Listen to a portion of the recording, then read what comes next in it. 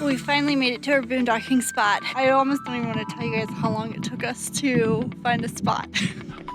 We're having fun. Piper, are you having fun? Scott loves hikes. Love hikes. Wow, it's like we're in Hawaii. Do you know your different names for lava, Kim? No. Do you? It's amazing how just about 20 miles away can change so much. This structure is over 800 years old. Come on this way. Cheers. In last week's episode, you explored the magical beauty of Sedona, Arizona with us as we hiked, ate, and drank our way through the town. And today we head up the road about 45 minutes and an extra 3,000 feet of elevation to the mountain town of Flagstaff, Arizona, Howard's old stomping grounds, where we try our hand at boondocking in a national forest and explore two national monuments that are vastly different but only 20 miles apart. If you're new here, we're Howard and Caitlin Newstate, full-time travelers who've been jet-setting and road tripping for 2 years. We recently re-entered the U.S. after spending the past 5 months RVing through central Mexico.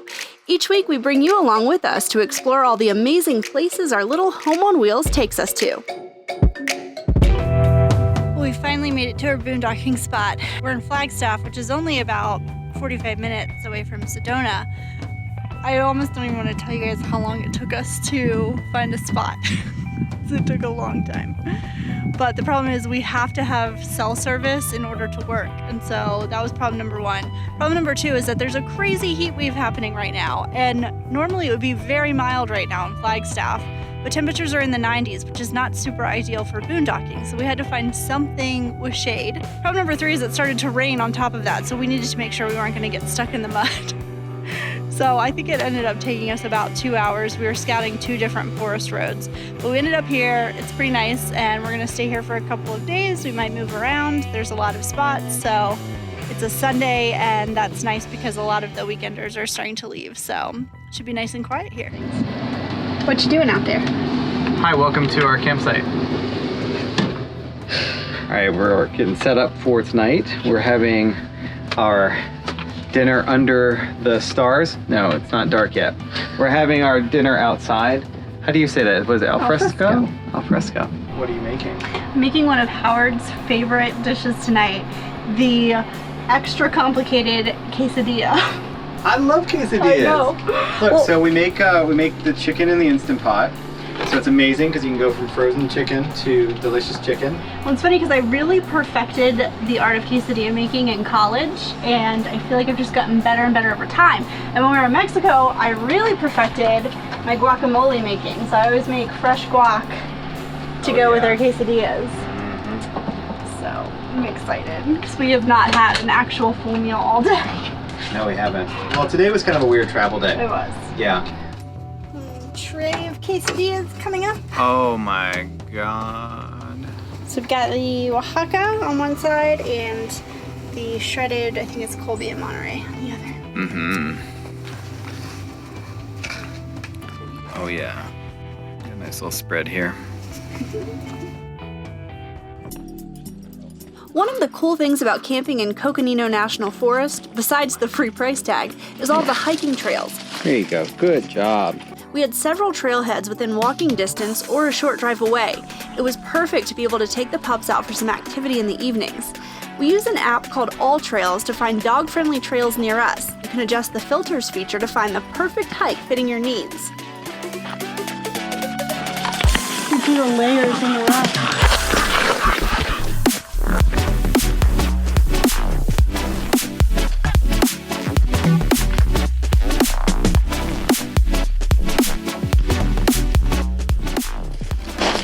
Cool. The rocks, the ponderosa pine. This is beautiful. We're having fun. Piper, are you having fun? You like hiking? Scott loves hikes. Love hikes. We wanted to go to Walnut Canyon because of the cave dwellings, and unfortunately those trails are closed. However, we're here now at Sunset Crater, and the ranger just informed me that Wupatki, which looks like this, is open and is actually on the same road as Sunset Crater. So we're gonna go check that out too. Ready? Let's Do it. Can you believe we're in the middle of Arizona and there's lava rock here? I had no idea. This is crazy to me. Flagstaff is home to over 600 cinder cones, which are formed during volcanic eruptions when the ash and volcanic debris settles. It's like the black sand beach in Hawaii. Except we're in Arizona. About 1,000 years ago, this area known as the San Francisco Volcanic Field began erupting after lying dormant. This must have been like a lava bubble. Look how concave that is. And these are the only eruptions in the Southwest believed to be witnessed by local people living here at that time. That's when Sunset Crater was formed. It's the youngest and most well-preserved of all the cinder cones in this area. Just such an interesting contrast. You got the lush green pine trees and then the black, barren lava rock. It's so cool.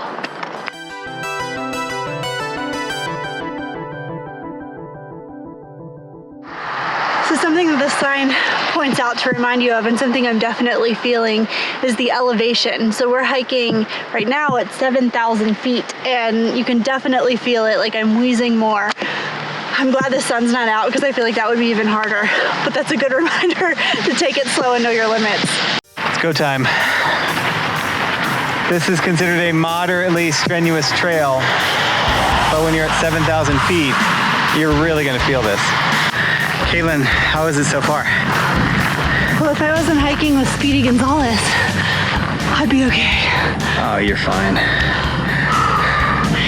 It's definitely hard, but I think we did the hardest part. That was mostly straight uphill. It was like straight up. That whole part back there, straight uphill, but you can really feel the 7,000 feet. Well, it's cool because you just told me a fun fact about the Olympics. Well, yeah, so the U.S. Olympic team, the High Altitude Aquatic Center is located here in Flagstaff because, think about it, if you can swim up here and adjust to having limited oxygen, you're that much stronger when you're swimming in competition at lower altitudes. Whew. Yeah, I feel like if I hiked here and then hiked down by the ocean, I can Oh yeah, superhuman strength. That's what we're doing. We're just training for our own Olympics. This is my reward for finally getting to the top. Are we to the top? I see another peak. We're at the top, as far as I'm concerned.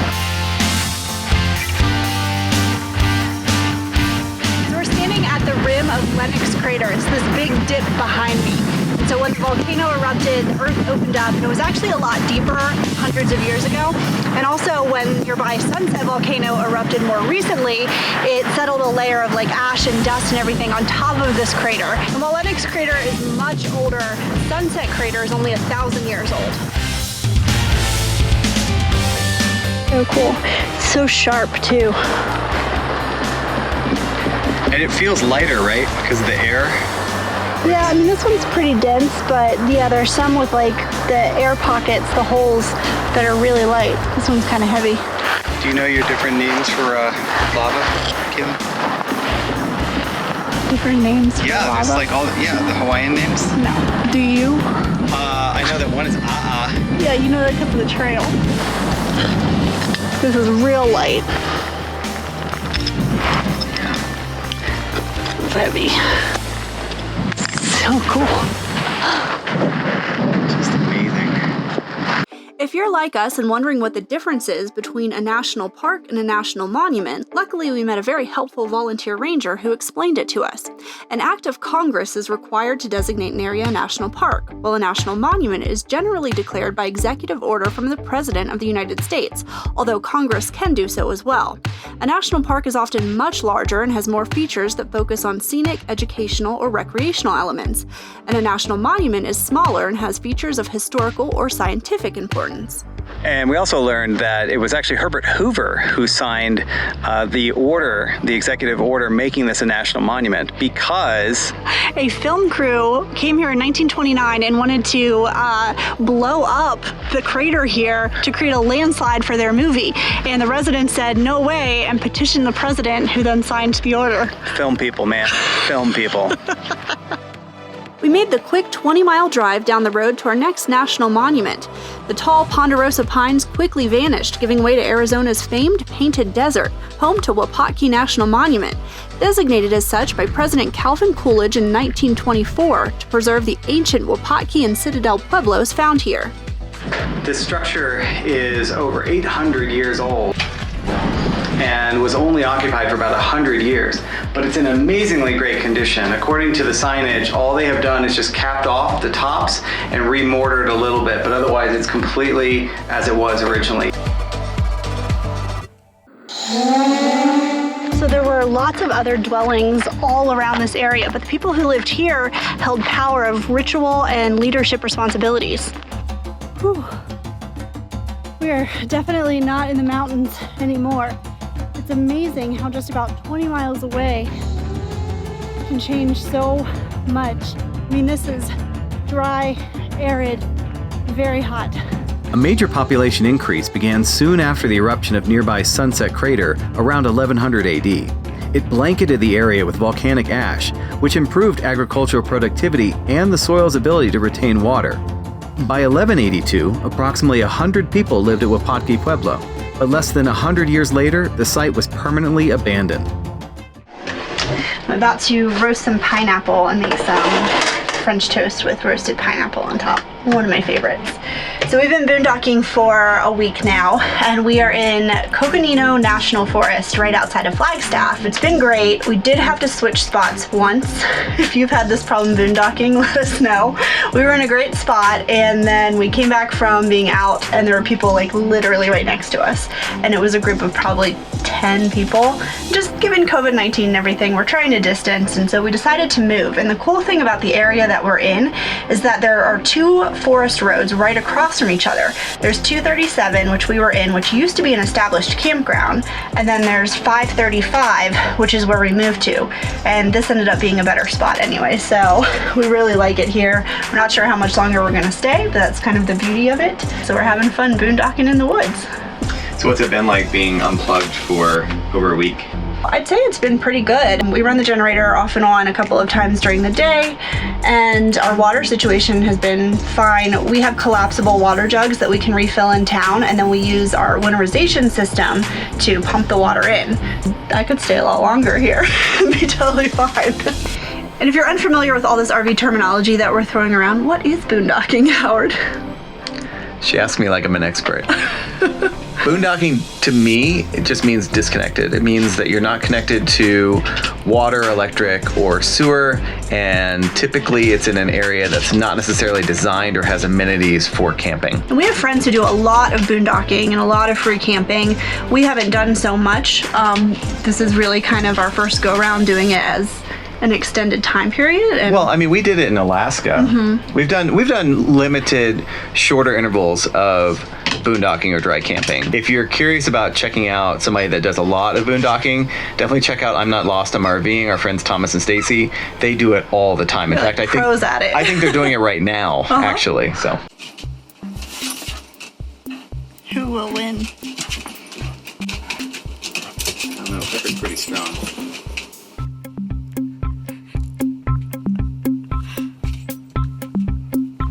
Piper's only holding on by the ear.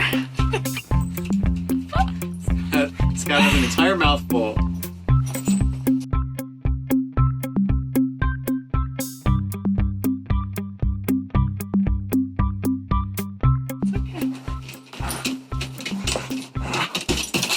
Oh, Piper won.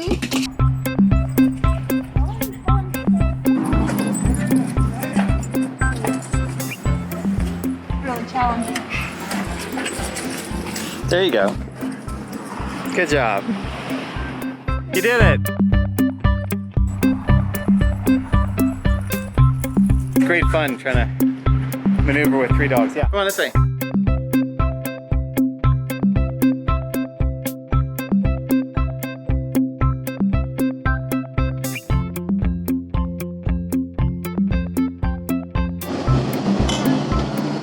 Cheers. That might be one of the best beers I've ever had. Hazelnut? I don't know. Oh, it is hazelnut.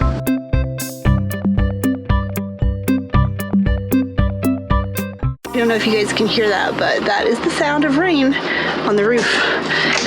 Nothing quite like packing up in the rain. Right, my love? No, nothing quite like it. They tell you generally not to try and move campsites in the rain here because of the mud, and we're about to do it.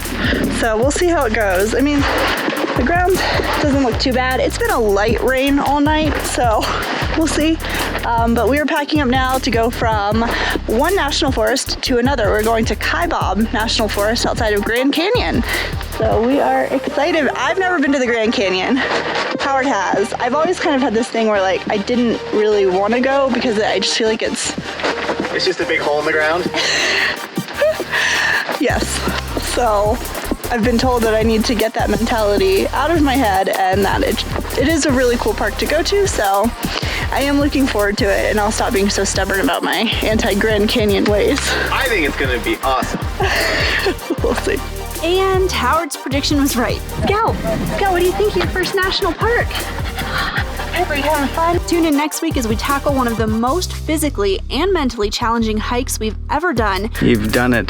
Down into the Grand Canyon. I was wrong. I can admit that. This is so incredibly epic. You won't want to miss this one. Make sure you subscribe and click the bell so you get notifications every time we post a new video. Thanks for coming along on our journey. See you next week.